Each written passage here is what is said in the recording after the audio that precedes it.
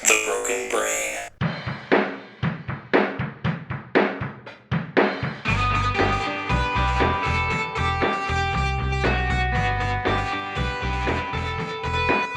Welcome back, folks, to The Broken Brain. It's me, D. White, your host and friend and wonderful companion, I hope. Anyway, at least in your ears occasionally. I am joined today by Josh Wood and Rosie Allen, who are some of the brilliant minds behind Improving Lives, which, you've heard Josh on here before if you have listened to the episodes that he's appeared on. That's how that works. And he's talked before about the nonprofit agency in Nottingham, England, where they work on helping people who are receiving public health.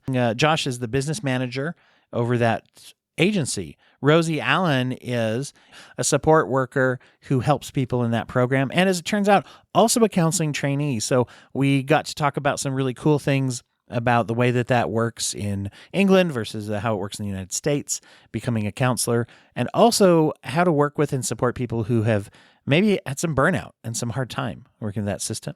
If you're able to contribute a little bit to the show and help us to support, there's some extra bonus materials that you'll find there. One of them is that the video from our interview that we take on Zoom is posted there for Patreons. You'll get a link, a link to it that's sent to you. And it's basically just the video, largely unedited, of our conversation, if you want to see that as well. The other thing you'll get, and I'll say from this particular episode, a little section where we talked about some tips on self-care, are really powerful too, and that's a patrons-only kind of thing. You can get access to those things for $5 a month. You can donate more if you can, and that's really great of you to do so, and we really appreciate the patrons that have helped the show to do some more episodes and things. Patreon.com/brokenbrain. Without further ado, let's get right into our conversation with Josh Wood and Rosie Allen of Improving Lives. We're on and live. I should have asked before, is it, and I can take it out if I'm saying it wrong, it's Rosie Allen, right? That's right. It looked pretty easy to say, and you're okay with me releasing your identity to the world. Absolutely. It's a way. Great. So joined here, and Josh Wood, of course, is here as well. Both of you recording from I always say Nottinghamshire. Is that right? Is that the whole name of the city? It's not just Nottingham. That's the fancy name. Oh, you just say okay. Nottingham. Okay, gotcha. So, Josh, I always like channel my inner Robin Hood stories, I guess, background there. I think he was a fox, if I remember correctly, which animal the Disney version was. Anyway, so and he whistled incredibly well. Yeah, he was fantastic, like Mr. Fox. Anyway, this is a Fox-themed podcast. I don't know if I told you that. Thanks. Really appreciate you coming on to talk about things. I'm really excited to hear about the work that you are doing. We're talking about reaching out to people, particularly with mental health needs, but really any healthcare needs. And you can talk a little bit about what it is that you do. Your position in the organization is, what did you say it's called? it's who did you want to speak first? I'm sorry, we missed. I'm sorry, Rosie. What would you say, like your position as a clinical person? Sure. So for Improving Lives, I'm a support worker for people with complex mental health needs. And then outside of that, I practice as a trainee counsellor. Okay. I keep roles quite separate. Mm-hmm. Yeah. How does that work as far as when you do the counseling trainee? Is that it's outside of the nonprofit agency? That's outside of Improving Lives. Just do that through school. Is that done like as an intern or school provides people and you work with them? That's kind of how we do it here a lot of times. Yeah, I'd be curious to know a bit more about how you do in the US. I mean, I'm going to university to study a master's qualification in it. Mm-hmm. So I do that postgraduate. Yes. And it's a 3-year course. So I don't really understand the American system, but you kind of tag it on to the end of your first couple of years, don't you? Qualify in something. Is that right? Well, it depends a little bit on we have several different degrees that lead to a clinical license to practice, right? And a lot of them are master's position or master's degrees, just like what you're talking about. We do have those that are like psychologists. Oftentimes are doctoral holders, but it's gotten to a point here where they mostly do like psychometric testing. They'll do things like assessments and deeper diagnostic work, whereas a master's level clinician mostly focuses on the therapy and the counseling, and that's been kind of defined over years or whatever. But yeah, in a counseling program, typically there are internship hours where you're doing counseling as part of the degree. In mine, it was a 3-year degree program, and the whole last year was clinical work.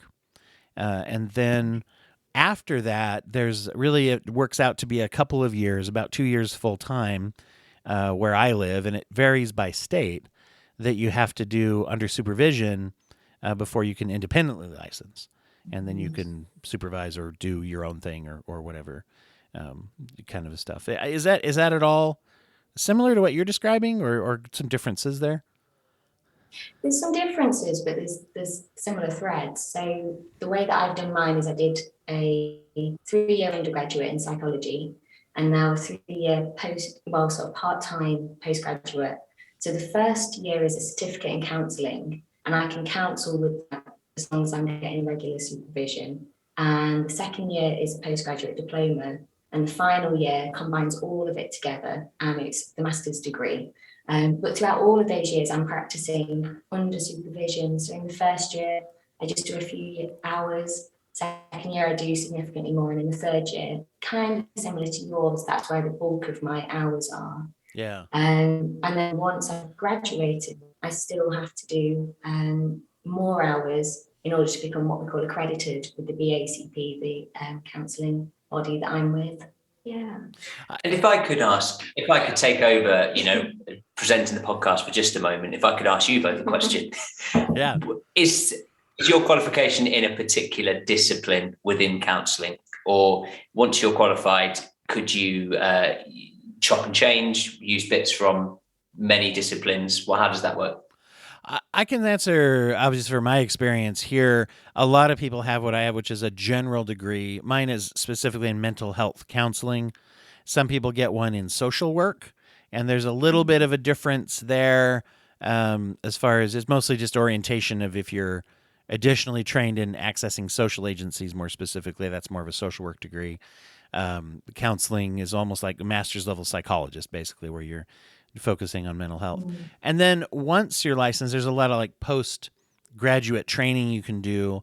And it's interesting because you're basically licensed to perform mental health, but you have to practice within your own scope. So, I mean, for example, if someone is advertising and putting it out there that they work in, we'll say EDMR training, if we just had an episode about that, or DBT training or whatever, it's up to them to make sure that they have trained adequately. And basically, if you aren't, you can open yourself to the complaint of, having done maybe harm by not knowing what you're doing, that type of thing. And in an agency, there's a lot of like direct supervision over that as well. But it's interesting because, they do have specialized master's degrees. I have a friend who has a degree in art therapy, and she does that. So you have some of those, but once again, you can also get that postgraduate as well. So that's how we do it. I don't know. How do y'all?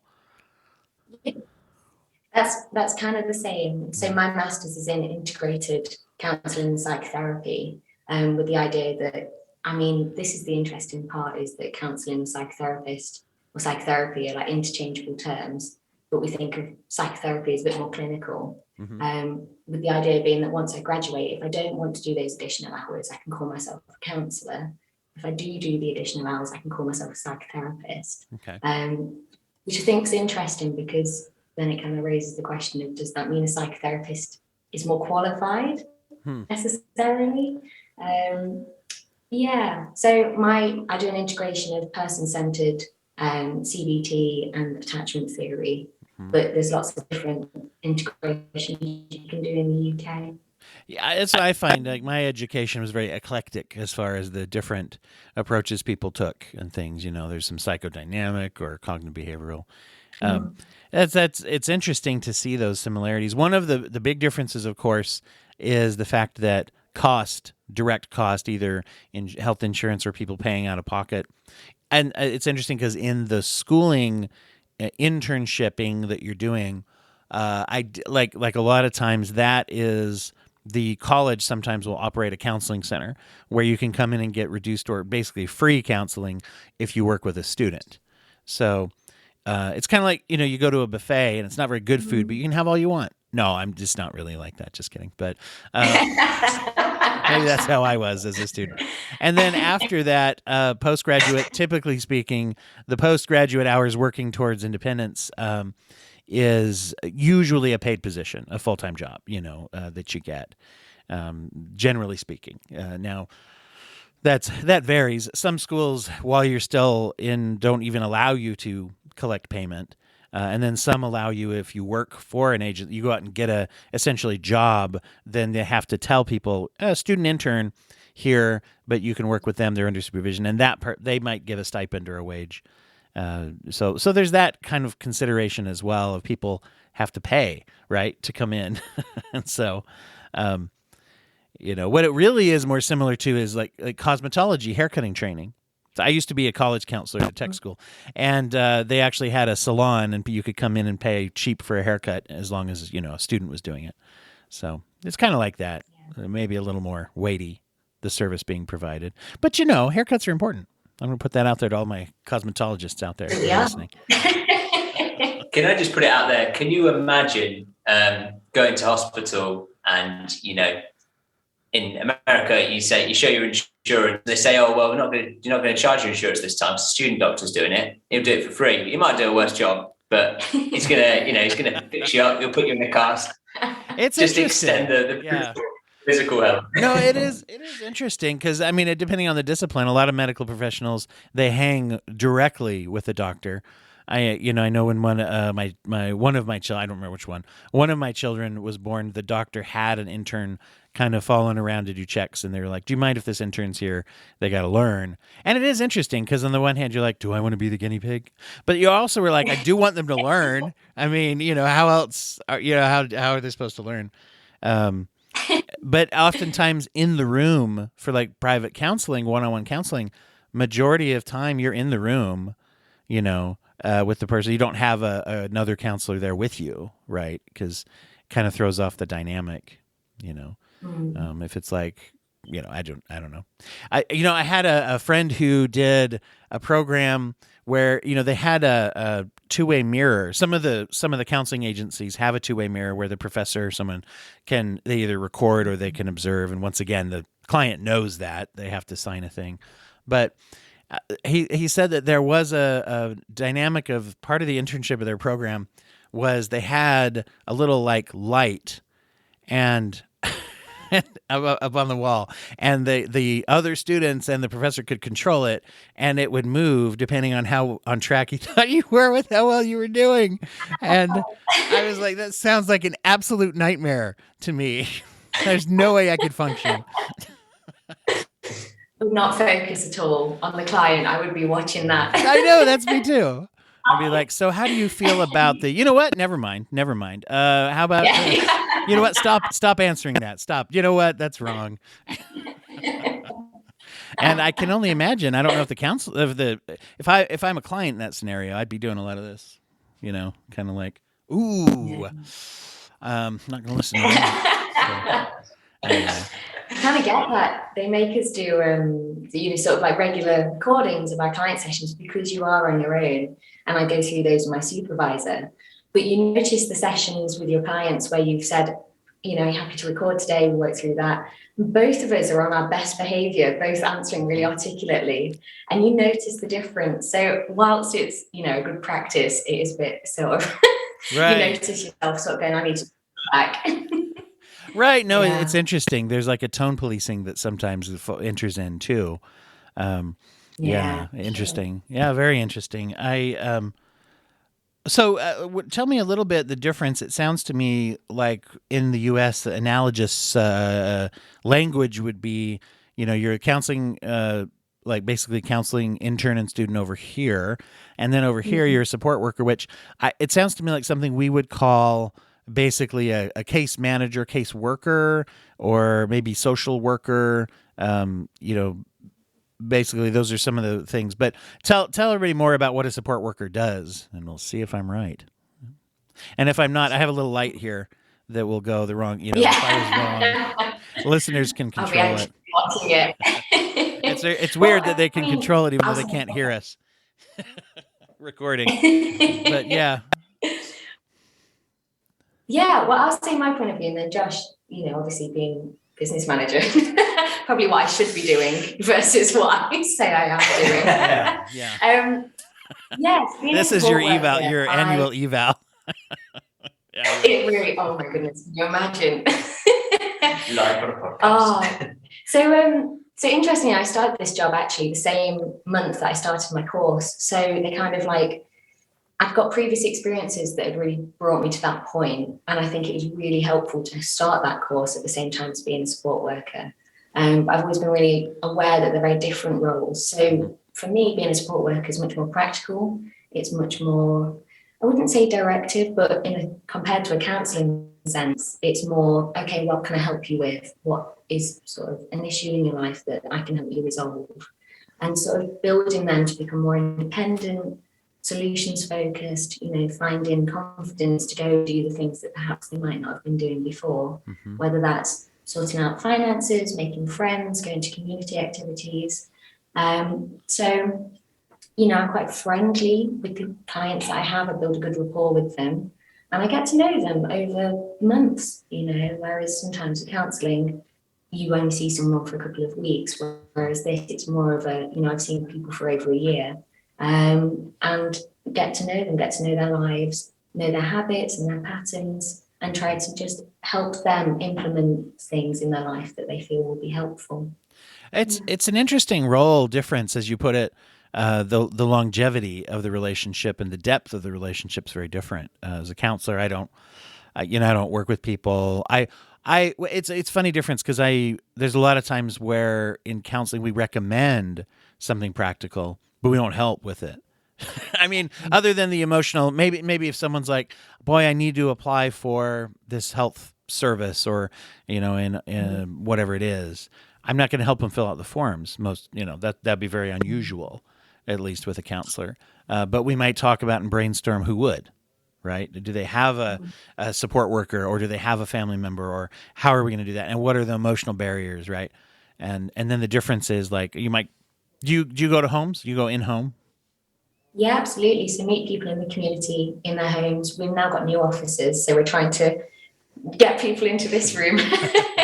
We've got 2 tiny little tables in the back there for very nice. Tea, for counselling and for just meetings. So did you say for tea?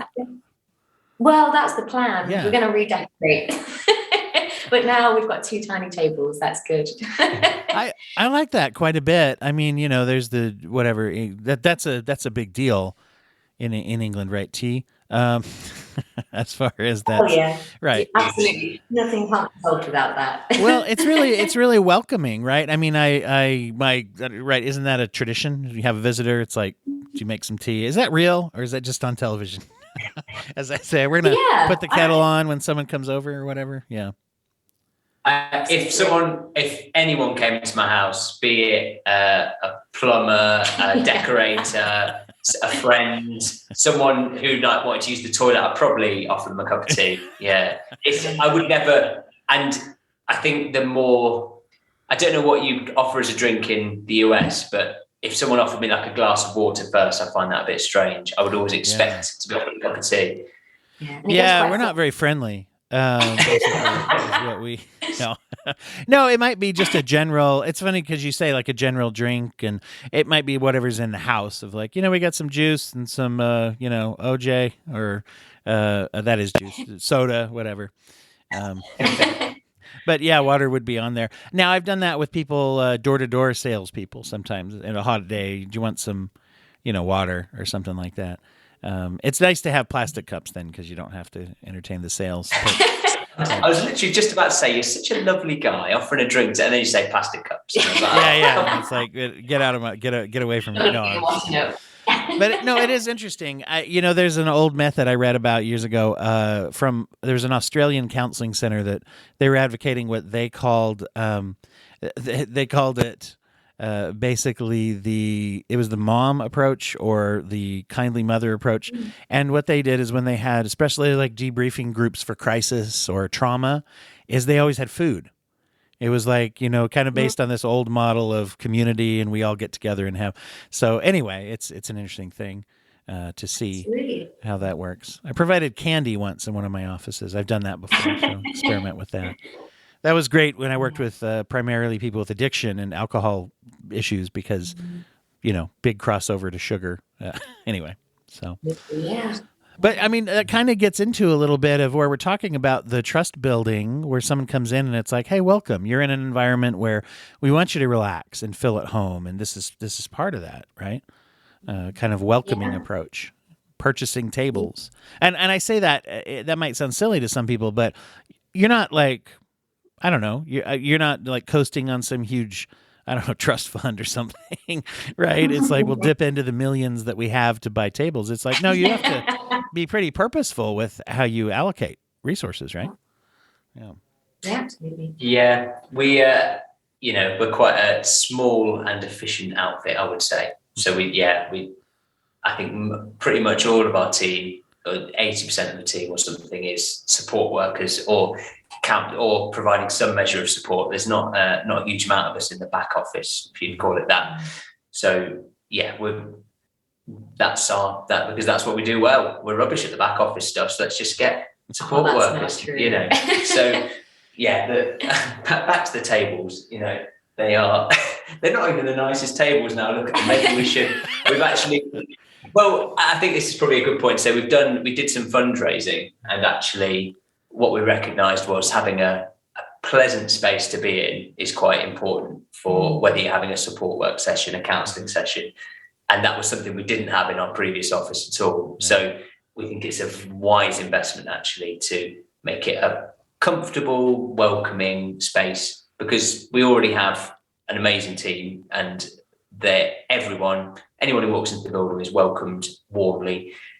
But it does make a difference when you're sitting in a kind of white box with bars on the window. Yeah, we do have prison bars in the window. Bars on the window. The problem is it's a listed building, which you may know what listed, I don't know if you have the term in the US, but it means that it's protected by laws and bylaws because it's old. And, okay. We can't take them off because the windows are so old. So we'll have to sort of, if you can think of any way to sort of jazz up some bars on a window. Tinsel, Christmas. Can you paint them? Are you allowed to paint them? I think they are painted as neutrally as possible, as least offensively. Yeah. Get some seasonal paint, red and green, right now at this time of year. Yeah, that's all I got. I'll have to think on that one. Hey, somebody should tweet at us. Tweet at Break a Brain if you have ideas for decorating bars. It's really interesting because I worked in both situations. I worked in a nonprofit where we mostly did court-ordered treatment for people who were ordered to be there for usually drug-related offenses. And one of the interesting things was you could tell that we were in a very old building, and there was a lot of money that was put into the lobby. And the rest of the building was pretty run down. And it was interesting because there's a natural incentive to say, well, they have to come. I mean, nobody said that out loud, but that was the first thing I said when I walked in the building. It was bad to say that in a job interview, but I still got the job. But it was interesting to see when we moved. And I will say the CEO was focusing, and he built a whole new building for that reason, because some of ours were really run down. And you could tell there was a difference in how respected people felt coming in, I think, in a way. It was like, oh, the carpet isn't even clean or whatever. Or, the roof leaks and no one's bothered to fix that. It sounds like a nightmare when I'm saying it, but it wasn't great. It wasn't ideal. And then the new building was like nice, and it looked like a medical office in ways. And, you come in and you could tell people felt a little different the way they were, where the value was. It's like, we'd like this to look nice for you. I think it's valuable. You know, in general, I find that's kind of one of the big elements, isn't it? Is humanizing the process. I think sometimes when people are accessing healthcare, especially psychological health, there's a shame sometimes, or there's a feeling that I'm going to be looked at as lesser than because I have issues. Do you run into that a lot of times with your caseload? Yeah, a lot of the time. And especially I think when some of the clients that I work with have been through different services before, and it has become like a systematic, slowly losing trust and faith that they'll be seen as who they are, recognized for the difficulties that they face. And I think that's a big part of it. Maybe it's because I'm training in person-centered, but also I just say to people, whoever I work with, I'm just a person, you're just a person, we're just people together. Yeah. I won't promise, which was actually something said to me by a service user in my interview.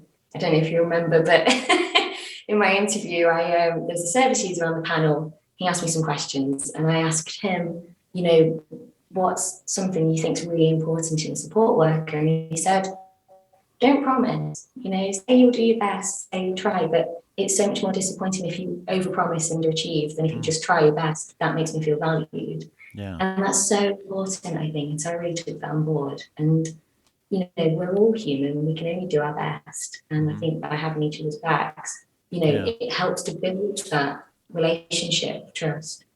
And it's interesting how there is an approach that people talk about sometimes, which is a balance between professionalism and personalism. I've seen it called, right? Where it's like, I'm a human being, you're a human being. Hey, let me be honest about what I can do and the limitations of that. We're not going to make kind of those promises, particularly when it has to do with treatment. And is it going to be effective, right? It's like, we don't know that for sure. We're working. I know for myself, like I've learned I have to tell people if they'll say, hey, I need you to provide some documentation of my treatment for one reason or another. I've learned that I'll put it on my calendar and then I'll ask them, I'll just say, if you don't get it by the day after we're planning, I say, so you need it here. Let me try to give it to you, however long before. If you don't see it by the day after that, you text me and tell me, because my, ADHD stuff, right? I may have spaced it and I don't want to space it. So you're going to, let me know if you didn't see it. And and at first I wouldn't have done that because I feel like, boy, that's going to undermine. But I actually find honesty, like you say, is a big part. And people sometimes feel more human when that's there. One of the things that I've noticed that helps me, and it's one of these things too where you have to be careful with professionalism and things, but I actually, when I feel like it's appropriate, there's some self-disclosure because I've been diagnosed with bipolar disorder. And so, I mention that sometimes. And as a matter of fact, if anyone happens to hear, I talk about it a lot on the podcast. So, I have that out there as well. So people could know that. And, or, just someone's like, oh, I don't know about medication. And I'm like, well, myself and people in my family take some psychiatric medication. And so I think it's a good thing, you should look into it. Some of that I think sometimes helps people to say, oh, I feel, like you're treating me like, oh, we're both not only are they a consumer of mental health, but so am I. Yeah, absolutely. And I think I noticed that a lot more in my role as a support worker, and I'm working on it as a therapist. I actually took it to supervision because to start with clients, and I'm not really like this. I don't think I'm quite withheld. I will sort of just talk about things, any old thing. Mm-hmm. But I found myself in sessions being really psychodynamic, sort of sitting in the corner with the lights swinging and and asking them how they feel. And as time wore on, I thought, gosh, why don't I feel like I'm doing enough for these clients I'm seeing? And I thought about my role as a support worker, where I try to be professional and sort of calm and that responsible presence, around them that they can turn to, and I will be honest with them. But I'm also quite open, I'll say those experiences. I'll say, oh, actually, my dad experienced this. This is what he found. Or, oh, we've talked about this in the office. Maybe that would be interesting to follow up on. Mm-hmm. And that was what was missing as a therapist for sure. And it really helps. And I think just building that relationship. So I'm trying to take that as a support worker. Yeah. But I suppose the degree of, because you're helping them practically, the clients that we work with, you feel a little more like you're giving more of yourself in that relationship. So it sort of it leans into sharing more of my sort of personal experiences or opinions. Yeah. I had a supervisor once a long time ago who talked about one of the main differences of like, how do you judge when to use personal experiences and things. It was really interesting. He said, ask yourself, am I sharing this because I think it's definitely going to help the client and help them to get a point that they're not getting, or to feel reinforced when they're not feeling reinforced or supported, because that's a good time. And then is there like, oh, I just kind of got excited and we have a friendly rapport and I wanted to share this. Or I wanted to share it because I wanted to, I don't know, whatever other reason. And it's like kind of balancing that a little. And, there's some of that just natural friendliness that develops, right? So it's a really interesting kind of balance to try to strike. You mentioned before people who've been through treatment before, and how sometimes they feel they've been through maybe with the health system and they feel a bit burned out, that kind of thing. Do you find that there is a hesitation to engaging with a new person when you start with someone they just barely met you, they're kind of already burned out, they're stressed? Do they feel weird about, oh, here's another person, let me unpack everything?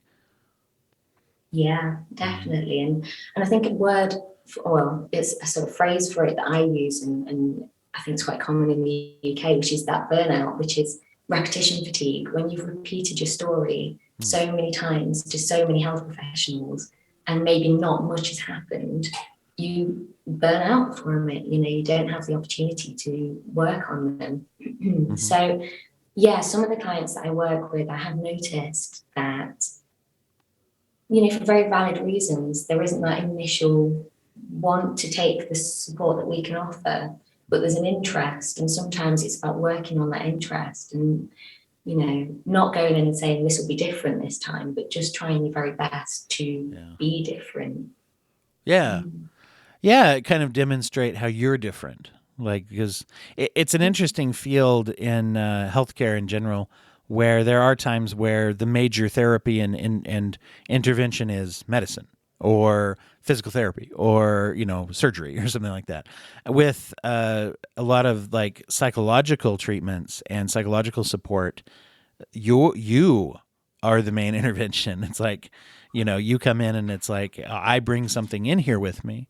And interestingly enough, the research that I've always read is like basically the things you're talking about are the things that either help or don't help. Like if someone feels comfortable and supported and they have a good team approach with their providers, then they tend to actually improve and get healthier.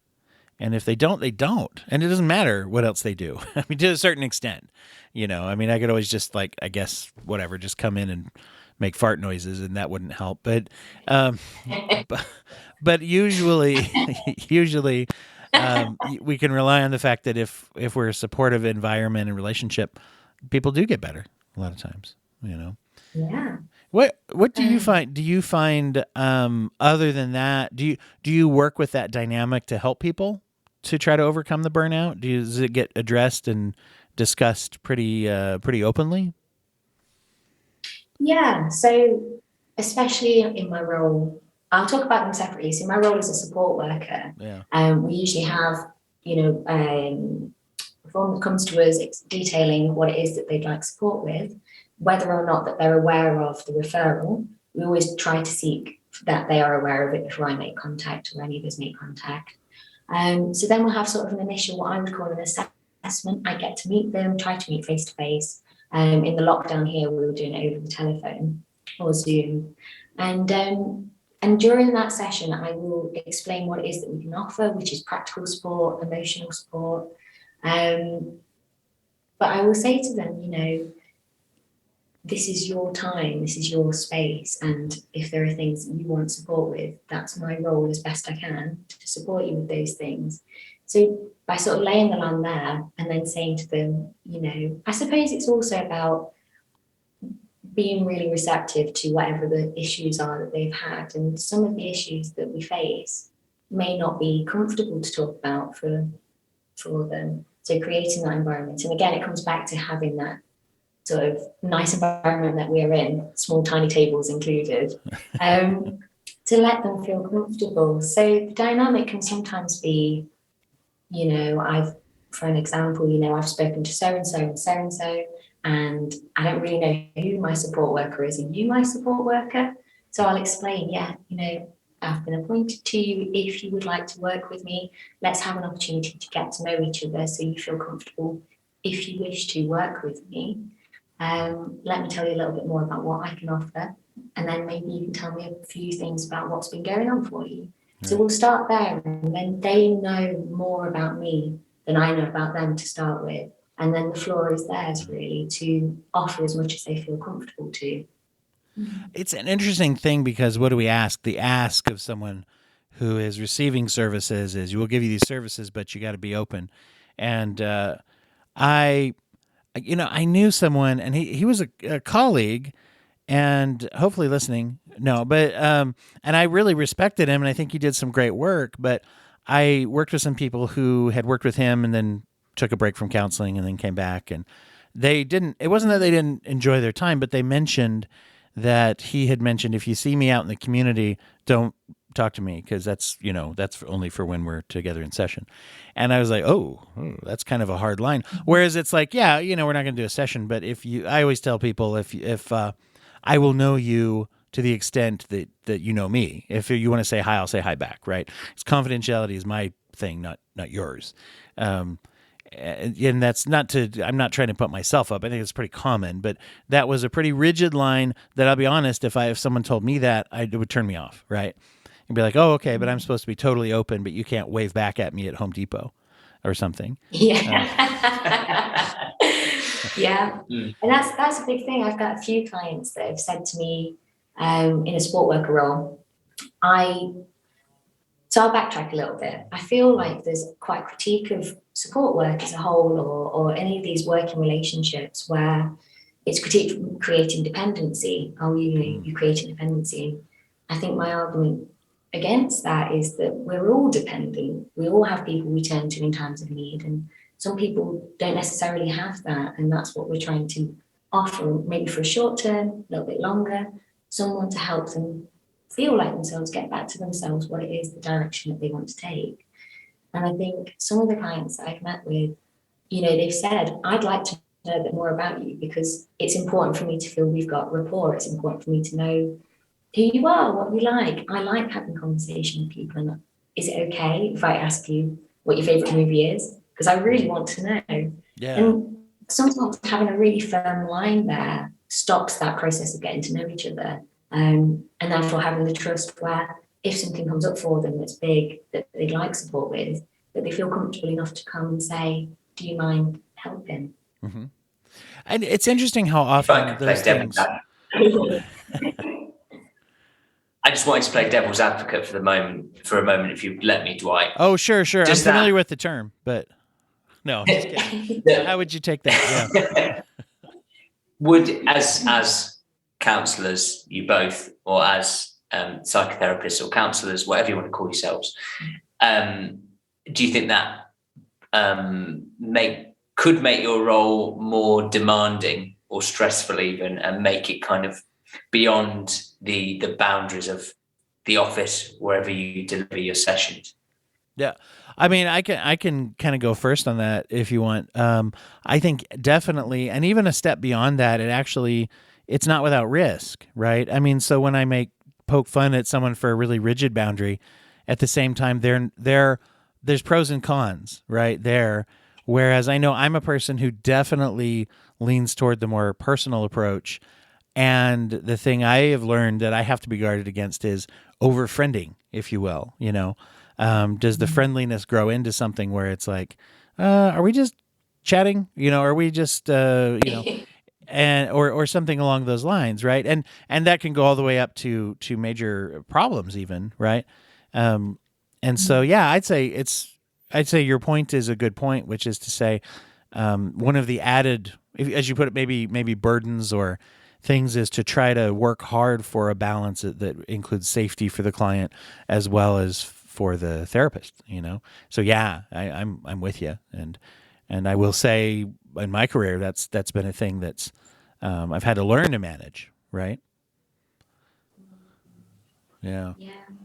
Yeah, I absolutely agree. And I think in my own experiences, perhaps the supervisor that I've got, who's wonderful and gives us so much good advice, she sort of reminds us, the client is there for them. That's their time, whether they're paid or, they're paying or they're not paying. Yeah. And so sometimes I catch myself having a rapport with them that feels more friendly than it maybe would be ordinarily in a session. I have to kind of have that voice in the back of my head that thinks this is their time. And so if someone asks me really personal questions, I might say, something along the lines of, what is it about that interests you? What is it about that that's important for you to know? Mm-hmm. And then if it feels at that point like this is really critical for them to understand about me, then I might feel more comfortable sharing. But I definitely usually veer away from it and stay quite private, especially as a counsellor. Yeah, it is weird, and sometimes it's interesting how there's a concept of learning techniques to manage things, and there's an old saying that I quote a lot from Salvador Minuchin, who's a family therapist, kind of foundational person. He said, you learn techniques so that you can forget them. Right. It's like, at first there's an artificial balance we have to bring to that of like, I'm really working hard at it and I have to say, oh, let me hold back, and, oh, I saw a movie this weekend. Oh, what did you see? Oh, ooh. Or no. Okay. Well, tell me why did you like it? This and that.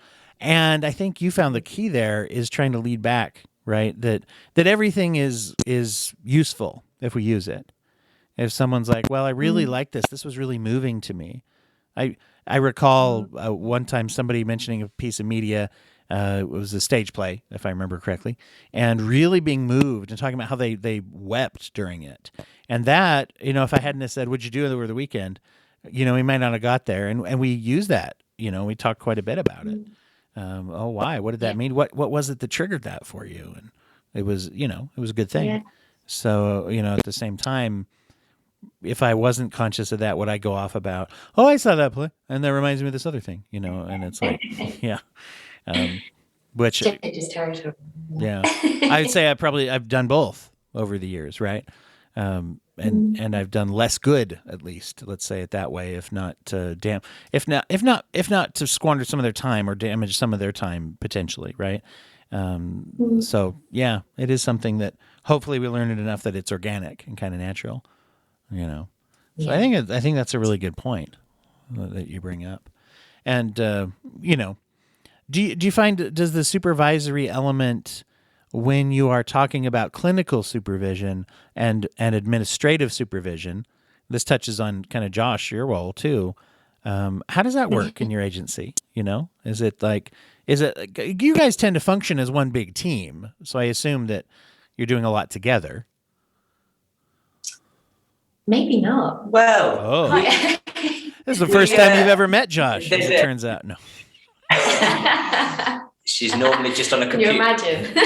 Just on a computer screen, and I can but now I see in real life. That's why you were calling her by her employee ID number when we started. I get it. Yeah, it's like exactly 6156. So we have our CEO Kerry, who's just in their office across there. She is a social worker by background, and she offers clinical supervision for the support worker team. So she delivers that kind of every 6 to 8 weeks and works through caseloads. I can speak about this from some authority, as I was a support worker once. Maybe perhaps it's changed a little bit, but I didn't know talk that. Through caseloads. Okay. Yeah. Well, I wasn't. It was on a distinct project in working with older people within a faith group. So slightly different from the mental health project. Kerry is a kind of the most experienced person you've ever met. So she's done with, and she's obviously got cameras in here, so we have to say nice things about it. Right? Yeah, you have to. But she's been her leadership. So she's worked in kind of various fields of social work, probation. She's worked with older people, and she's worked in mental health social work. So if you've got a question, or if you've got a query of how to support someone, or a problem you're running into, she is your person. And I think that's what a lot of supervision is, kind of problem solving. I don't know what your thoughts are, Rosie. No, yeah, absolutely. It's that. And it's also, so to come back to your question, are we quite a team? We are a team. We think we've really got each other's backs, and we, get on really well, but we work independently. I sort of get my caseload, and then I build my own relationship with those people, and I see them on a time schedule that sort of works for both of us. It's kind of loosely managed by Kerry in the way that, I'll say, I think this is important, and we'll discuss it, and I'll plan that in. But I think, there's a big element of feeling personal support as well as the support for my clients, because ultimately that's what the supervision is, making my work better for my clients and making their experience better. But there's a huge amount of experience and information that Kerry freely shares every supervision session that makes you feel that you've learned so much more, you understand so much more what it is that you're doing, really. Because I think sometimes when you're working in the field and you're processing stuff and you're doing those sorts of things, you forget about the bigger picture, what's going on here at the systems level, and how can we improve what we're doing, how can we make that better. So supervision really is about my clients and what's going on there, but it's also about my role and how can we kind of go further with that. Yeah. If I could, of course. Sorry, I just wanted to say that what's nice, although the team work independently and we have a distinct caseload that we know much better than anyone else in the team. What's nice about our model is that we've got the one-to-one support, but we have groups that run regularly. So actually, as people start to, not everybody comes to the groups, but as more and more people do start to attend and feel comfortable enough to attend pool or craft or arts, Rosie incidentally runs the craft group, another of her talents. What's really nice is you get to know the people that Rosie's been talking about on team meetings and things. You think, oh, that's that person and that's that person. It's just joy, and it's really nice to see them, in such a different place from when Rosie was first speaking about them to them feeling comfortable enough to come to a group. That's really nice. Yeah, and that's one thing that, as I've talked with you, has impressed me about the way you guys do things is you seem to have a working knowledge of the people. Whereas I'll say I've worked with agencies that is true, and I've worked in some that is not. When it comes to people that are like, oh, I'm over in this part of the building, I don't really go over there. Or if I do, it's just to kind of whatever. But well, this has been, super fantastic as always. But great to hear the ways that you're approaching this and the things you're doing. Take a couple minutes now to tell everybody. People may have heard you on here before, Josh, but let's assume that for anyone who hasn't, from the ground up here, tell everybody maybe a little bit more about Improving Lives, where they can find it, how they can help. Sure. So, we're called Improving Lives. We work in Nottingham, Robin Hood's glorious county in England. And we, as you've heard from Rosie and myself, we provide support to people with complex mental health needs. We've got lots of ways we do that. Rosie's gone over them so well. But in a nutshell, one-to-one group support and befriending. So we are largely funded by grants. We get a small amount from the state, but it's really vital work that should be better funded. So if there's anyone who wants to donate a small amount to us, search Improving Lives Knots on Google and drop us a few pounds over the Christmas period, maybe. Mm-hmm. You can also sign up to our newsletter, which is another thing that Rosie does. Mm-hmm. I cannot believe how much she does, and does a counselling course. And that you can hear about what we're doing and maybe have a think before you donate. Mm-hmm. That is a little bit about us. I do know a lot of people who make a practice of doing some gifts of service or gifts of donation over the holidays. And I will say it's an excellent route to go for that, whether someone is nearby or not. You don't have to rob from the rich to donate to Improving Lives. But, they're probably not going to ask where it comes from. But We're not choosing. Yeah, that's not your problem. Unless you're, I don't know, unless you're a cigarette company or something. Tycoon. Yeah. Philip Morris, big sponsor of this show. Thanks a lot. Can you imagine? Great. Thank you once again. And you guys have a wonderful time and a wonderful, wonderful holiday. Thank you. You too. See you soon. Bye.